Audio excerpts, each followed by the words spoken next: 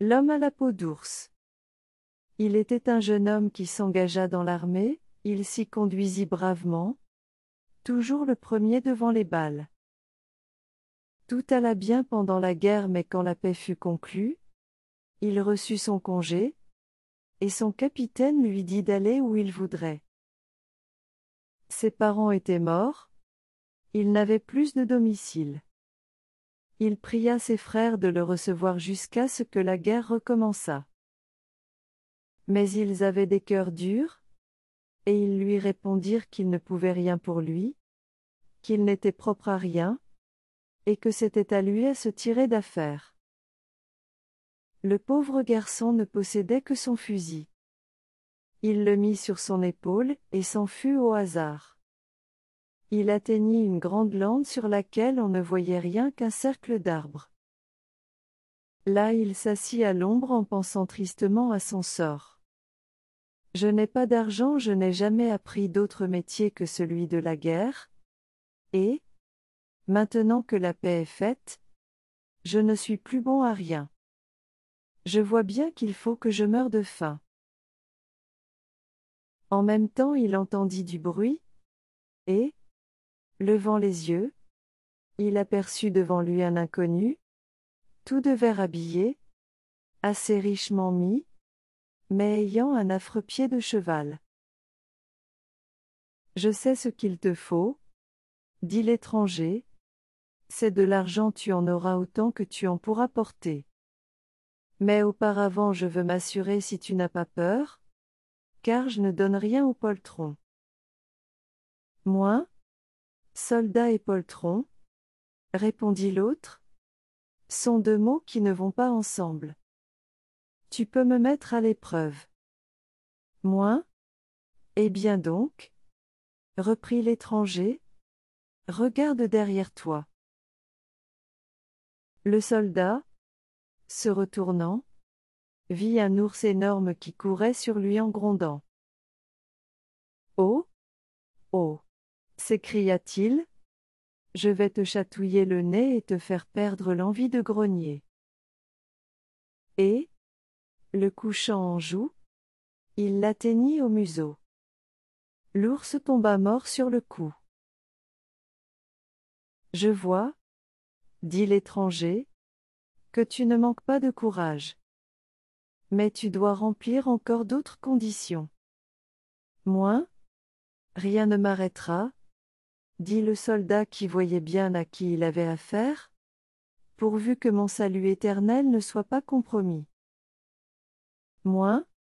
Tu en jugeras toi-même, » répliqua l'homme.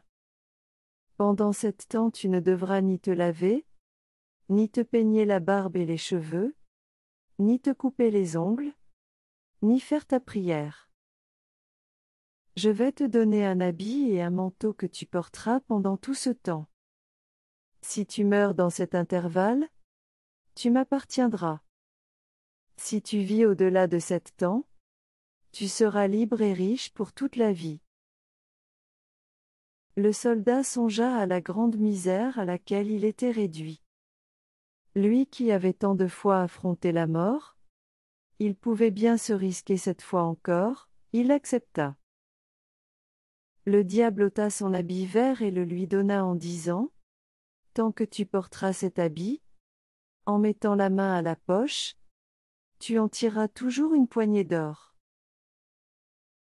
Puis, après avoir dépouillé l'ours de sa peau, il ajouta : « Ceci sera ton manteau et aussi ton lit, car tu n'en devras pas avoir d'autre.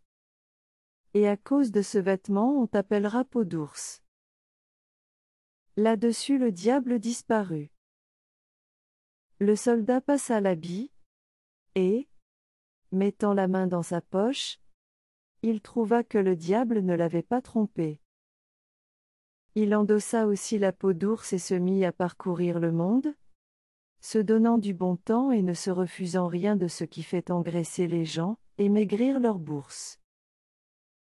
La première année, il était encore passable, mais la seconde, il avait déjà l'air d'un monstre. Ses cheveux lui couvraient presque entièrement la face, Sa barbe était emmêlée et comme feutrée, et son visage tellement couvert de crasse que, si on y avait semé de l'herbe, elle aurait levé. Il faisait fuir tout le monde. Mais cependant, comme il donnait à tous les pauvres en leur demandant de prier Dieu pour qu'il ne mourût pas dans les 7 ans, et comme il parlait en homme de bien, il trouvait toujours un gîte. La 4e année, il entra dans une auberge, où l'hôte ne voulait pas le recevoir, même dans l'écurie de peur qu'il n'effarouchât les chevaux. Mais Peau d'ours ayant tiré de sa poche une poignée de ducats, l'hôte se laissa gagner et lui donna une chambre sur la cour de derrière, à condition qu'il ne se laisserait pas voir, pour ne pas perdre de réputation l'établissement. Un soir, Peau d'ours était assis dans sa chambre, souhaitant de tout cœur le fin des 7 années, quand il entendit quelqu'un pleurer dans la chambre à côté. Comme il avait bon cœur, il ouvrit la porte et vit un vieillard qui sanglotait en tenant sa tête entre ses mains. Mais en voyant entrer Peau d'ours, l'homme, effrayé, voulut se sauver. Enfin il se calma en entendant une voix humaine qui lui parlait, et Peau d'ours finit, à force de paroles amicales, par lui faire raconter la cause de son chagrin. Il avait perdu toute sa fortune, et était réduit avec ses filles à une telle misère, qu'il ne pouvait payer l'hôte et qu'on allait le mettre en prison. Si vous n'avez pas d'autres soucis, lui dit Peau d'ours, j'ai assez d'argent pour vous tirer de là. Et ayant fait venir l'hôte, il le paya et donna encore au malheureux une forte somme pour ses besoins. Le vieillard ainsi délivré ne savait comment témoigner sa reconnaissance. Viens avec moi, dit-il. Mes filles sont des merveilles de beauté. Tu en choisiras une pour ta femme. Elle ne s'y refusera pas quand elle saura ce que tu viens de faire pour moi. À la vérité, tu as l'air un peu bizarre, mais une femme t'aura bientôt reformé. Peau d'ours consentit à accompagner le vieillard. Mais quand l'aînée aperçut cet horrible visage, elle fut épouvantée qu'elle s'enfuit en poussant des cris. La seconde le considéra de pied ferme et le toisa de la tête aux pieds, mais elle lui dit : « Comment accepter un mari qui n'a pas figure humaine ?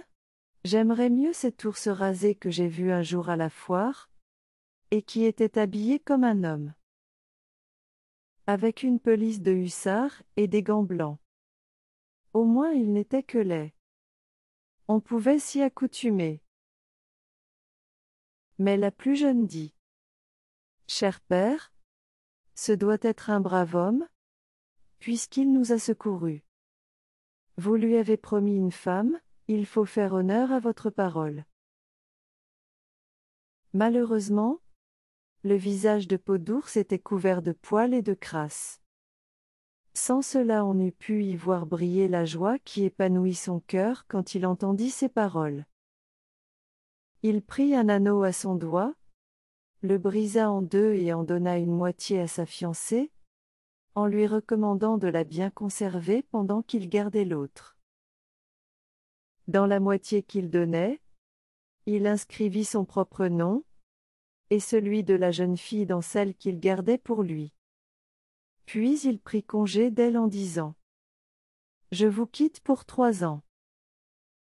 Si je reviens, nous nous marierons, mais si je ne reviens pas, c'est que je serai mort, et vous serez libre. Priez Dieu qu'il me conserve la vie. » La pauvre fiancée prit le deuil, et les larmes lui venaient aux yeux quand elle pensait à son fiancé. Ses sœurs l'accablaient des plaisanteries les plus désobligeantes. « Prends bien garde, disait l'aînée, quand tu lui donneras ta main, qu'il ne t'écorche avec sa patte. Moins, méfie-toi, ajoutait la seconde, les ours aiment les douceurs. Si tu lui plais, il te croquera. Moins, il te faudra toujours faire sa volonté. Reprenait l'aîné autrement. Gare les grognements. Moins, mais, ajoutait encore la seconde, le bal de noces sera gai, les ours dansent bien. La pauvre fille laissait dire ses sœurs sans se fâcher.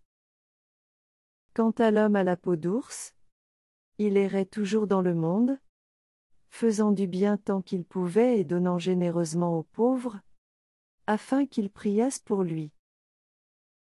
Enfin, quand le dernier jour des 7 temps fut arrivé, il retourna à la lande et se mit dans le cercle des arbres. Un grand vent s'éleva, et le diable ne tarda pas à paraître avec un air courroucé. Il jeta au soldat ses vieux vêtements et lui redemanda son habit vert. Un instant, dit Peau d'ours, il faut d'abord que tu me nettoies. Le diable fut forcé, bien malgré lui, d'aller chercher de l'eau, de laver Peau d'ours, de lui peigner les cheveux et de lui couper les ongles. L'homme reprit l'air d'un brave soldat, beaucoup plus beau qu'il n'avait été auparavant. Peau d'ours se sentit soulagé d'un grand poids quand le diable fut parti sans le tourmenter autrement. Il retourna à la ville, endossa un magnifique habit de velours, et, montant dans une voiture traînée par 4 chevaux blancs, il se fit conduire chez sa fiancée. Personne ne le reconnut. Le père le prit pour un officier supérieur, et le fit entrer dans la chambre où étaient ses filles. Les 2 aînées le firent asseoir entre elles lui servirent un repas délicat, en déclarant qu'elles n'avaient jamais vu un si beau cavalier. Quant à sa fiancée, elle était assise en face de lui avec ses vêtements noirs, les yeux baissés et sans dire un mot. Enfin le père lui demanda s'il voulait épouser une de ses filles. Les 2 aînées coururent dans leur chambre pour faire toilette, car chacune d'elles s'imaginait qu'elle était la préférée. L'étranger, resté seul avec sa fiancée, prit la moitié d'anneau qu'il avait dans sa poche, et la jeta au fond d'un verre de vin qu'il lui offrit. Quand elle eut bu et qu'elle aperçut ce fragment au fond du verre, le cœur lui tressaillit. Elle saisit l'autre moitié qui était suspendue à son cou, la rapprocha de la première, et toutes les 2 se rejoignirent exactement. Alors il lui dit, « Je suis ton fiancé bien-aimé, que tu as vu sous une peau d'ours. Maintenant, par la grâce de Dieu, j'ai recouvré ma figure humaine, et je suis purifié de mes souillures. » Et, la prenant dans ses bras, il l'embrassa étroitement. En même temps les 2 sœurs rentraient en grand costume. Mais, quand elles virent que ce beau jeune homme était pour leur sœur et que c'était l'homme à la peau d'ours, elles s'enfuirent, pleines de dépit et de colère, la première alla se noyer dans un puits, et la seconde se pendit à un arbre. Le soir on frappa à la porte, et le fiancé, allant ouvrir, vit le diable en habit vert qui lui dit : « Eh bien j'ai perdu ton âme, mais j'en ai gagné 2 autres.